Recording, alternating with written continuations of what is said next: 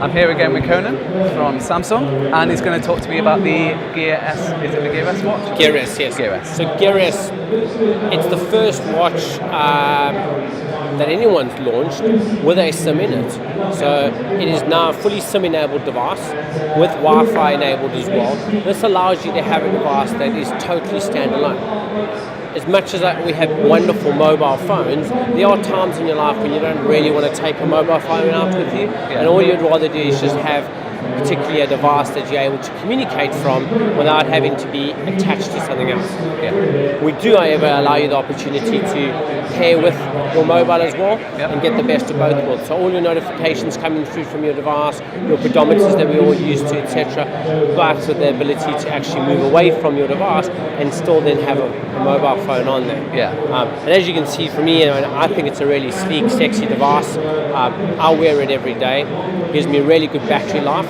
So I generally charge my watch up every 2 days on regular usage. So it's been used all the time. I'm showing it to people. I'm tracking my footsteps every day. Hopefully it's helping.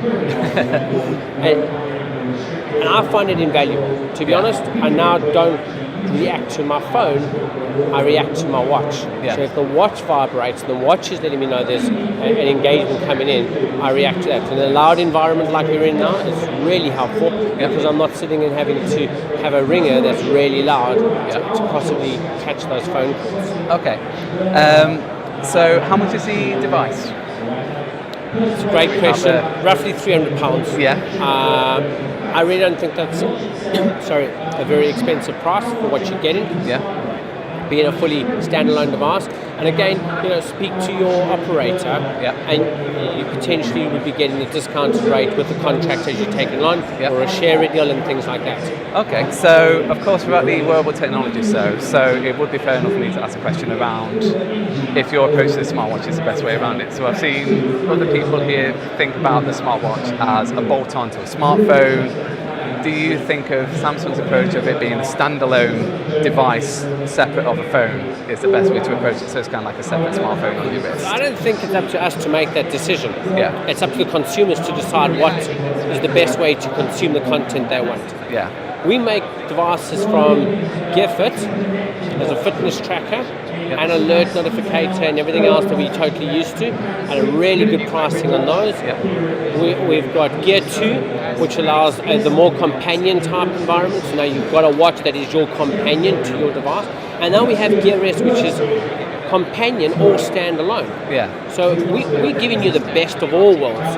It's up to you to decide what's going to make the most difference in your life. And we don't want to, I would say, pigeonhole our customers into a specific item that we feel they should fit into. They will decide what makes the most sense to them. For me, the standalone wearable changes the advantage we have in the marketplace in business, because we now give a business the opportunity of deploying devices from a work perspective that allows customers to support their customer engagements better, where a phone or a tablet would be intrusive in the normal communications. And I think that's where the big difference comes in. Nobody else is able to do that right now. Nobody else is able to come into the market and say to their business users, how can we help you help your customers? And I think that's going to be a much bigger journey for us. For me, it's all about content.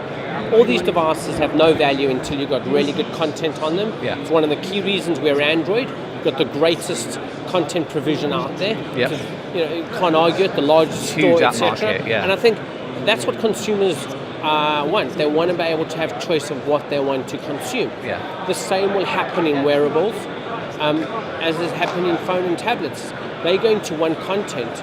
Right now, the content is still being built.